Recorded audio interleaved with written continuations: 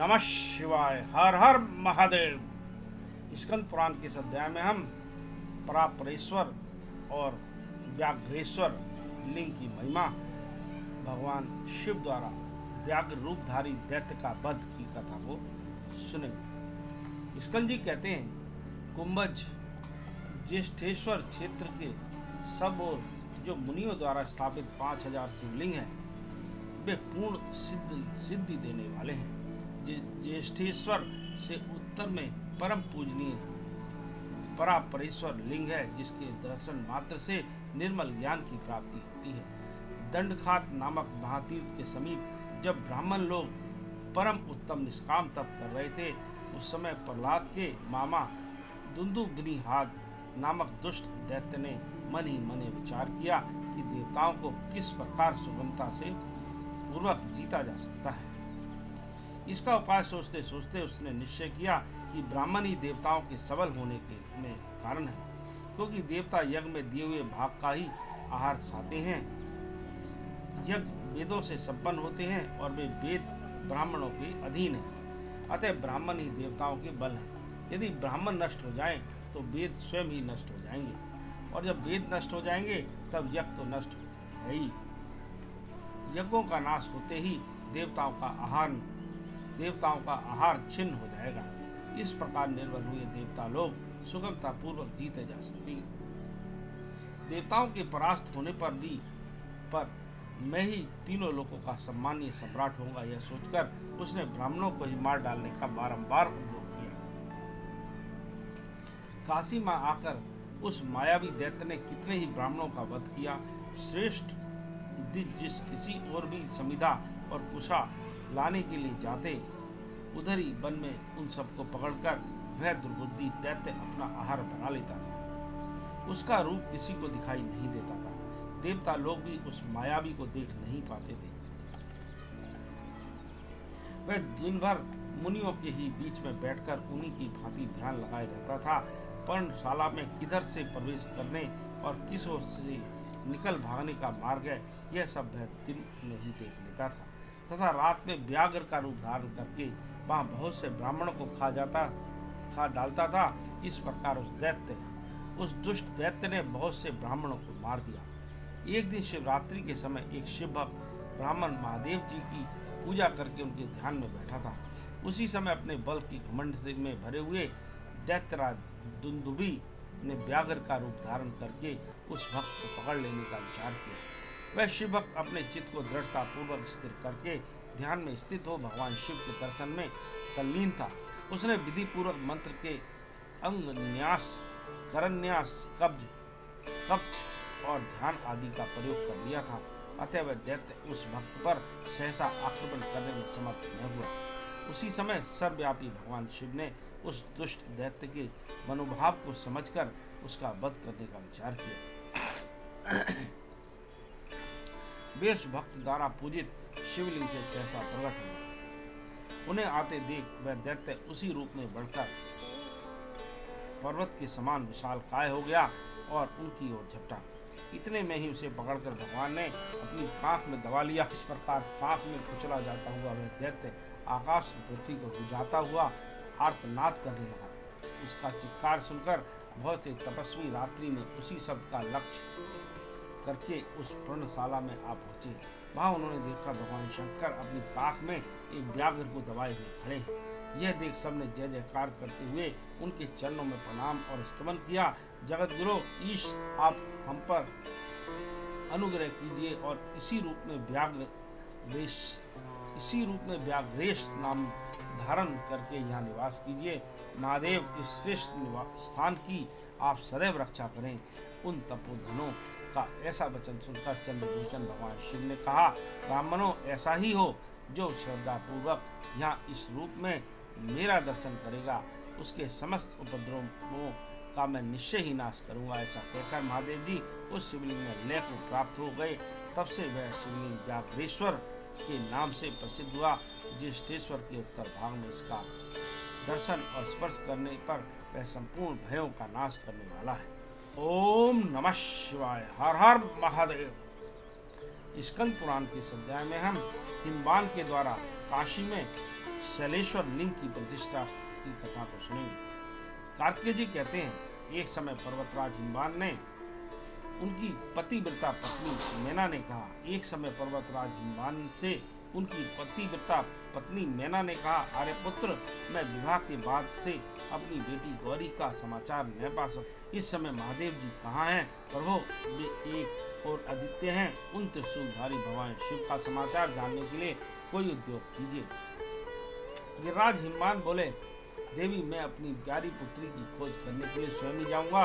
मैं तो ऐसा समझता हूँ कि जब से गौरी मेरे घर से गई है, तब से इस घर की लक्ष्मी ही चली गई है। ऐसा कहकर भांति भांति के रत्न और वस्त्र साथ ले गिरिराज हिमवान शुभ लगन में घर से चले। बहुत दूर जाने पर उन्होंने दूर से ही काशीपुरी को देखा, जो कि मणियों की ज्योति से जगमगा रही थी और अपने प्रकाश से संपूर्ण आकाश को व्याप्त करने वाली थी। सब और वैजंती पताकाओं के समुदाय से सुशोभित वह पूरी स्वर्गलोक की अमरावती सी जान पड़ती थी। इसी समय वहां उन्हें कोई तीर्थयात्री दिखाई दिया।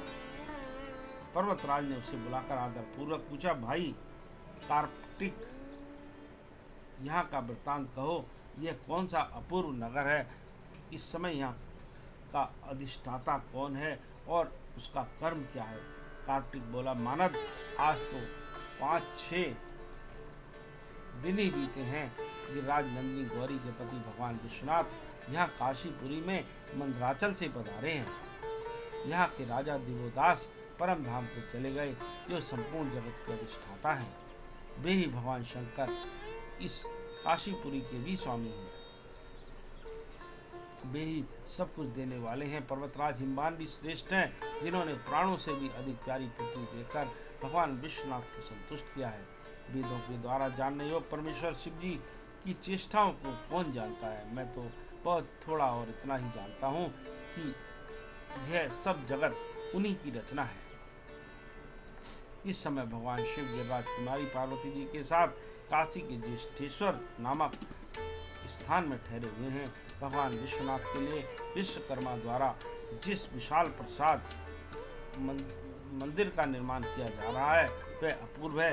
वैसा तो मैंने अपने कानों से कभी सुना भी नहीं है। जहाँ मणियों और रत्नों की सलाखाओं से मंदिर की दीवारें बनाई गई हैं, उस मंदिर में 112 खंभे हैं, जो सूर्य के समान तेजस्वी प्रतीत होते हैं। ऐसा अपूर्व वैभव जिनके समीप सदा प्रकट होता है, उन भगवान उमाकांत को आप कैसे जान सकते हैं?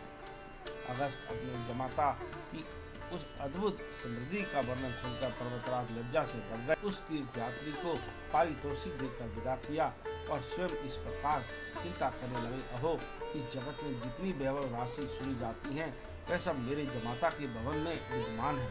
मैं कन्या और जमाता के संतोष के लिए भेंट देने को जो कुछ लाया हूँ, वह सब उनकी अगाध वैभव को देखते हुए मुझे अत्यंत तुच्छ प्रतीत होती है। यह संपूर्ण जगत जिनका ही पसारा है, जिन्हें उनसे पहले रहकर कोई भी नहीं जान सका है, वे वेद वैद सर्वज्ञ परमेश्वर ये ही हैं, जिन्हें मैंने सदा भोला समझा था। वे ही सर्वज्ञ ईश्वर हैं। सबके समस्त नाम जिनके ही नाम हैं, वे सर्व देश व्यापी और सबको सब प्रकार की सिद्धि देने वाले परमात्मा यही हैं, जिनका कोई एक देश नहीं जा सकता। जिनको पहले मेरे जैसा आषाढ़ बुद्धि का पुरुष आचारहीन के समान देखता था, वे ही ये साक्षात ईश्वर हैं, जिनसे श्रुतियाँ और स्मृतियाँ भी आचार का ज्ञान प्राप्त करती हैं। अब तक मैं जिन्हें नाम मात्र से ईश्वर जानता था, वे साक्षात ईश्वर हैं। ये दूसरों को भी ईश्वर की प्राप्ति कराने वाले हैं। गुणातीत होकर भी समस्त गुणों के आधार हैं। कार्य और कारण सब इन्हीं के स्वरूप है। यद्यपि यहाँ वे अवार्चीन से प्रतीत होते हैं, तथापि ये परम प्राचीन और परात्पर हैं। मैं केवल पर्वतों का स्वामी हूँ और मेरे जमाता उमाकांत संपूर्ण विश्व के स्वामी हैं। मेरी संपत्ति बहुत थोड़ी है, परंतु उनके तीव्र वैभव का कोई माप नहीं। अतः मेरी लाई हुई उपहार की सामग्री बहुत थोड़ी है। इससे इस समय मैं इन महेश्वर का दर्शन नहीं करूँगा। मन ही मन ऐसा निश्चय करके गिरिराज हिमवान ने सायंकाल समस्त पर्वतीय अनुचरों को बुलाकर आज्ञा दी, सेवकों, तुम सब लोग शीघ्र ही सूर्योदय से पहले यहाँ शिवालय निर्माण करो। निर्माण की आज्ञा पाकर अनुगामी सेवकों ने रात बीतने से पहले ही सुंदर शिवालय बनाकर तैयार कर दिया। फिर गिरिराज हिमवान ने उसमें शैलेश्वर नामक शिवलिंग की प्रतिष्ठा की, जो चंद्रकांत मणि का बना हुआ था, जिसकी जगमगाती हुई प्रभा से सारा मंडल उज्जवल आलोकमय हो रहा था। तदनंतर प्रातःकाल होते ही गिरिराज ने पंचनद कुंड में स्नान किया और कालराज वैभव को नमस्कार एवं पूजन करके वहीं अपनी लाई हुई रतन राशि छोड़कर वे अपने सब पर्वतीय सेवकों के साथ तुरंत लौट गए।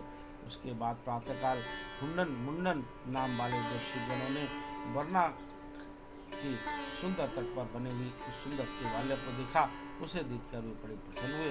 वे शिव जी के समीप गए और उन्हें साष्टांग प्रणाम करके हाथ जोड़कर बोले, देवादिदेव, हम नहीं जानते किस सुदृढ़ भक्त ने वरना के तट पर परम मनोहर मंदिर का निर्माण कराया है। कल शाम तक तो हमने वहाँ कोई मंदिर नहीं देखा था, आज ही प्रातः काल में देखा गया है।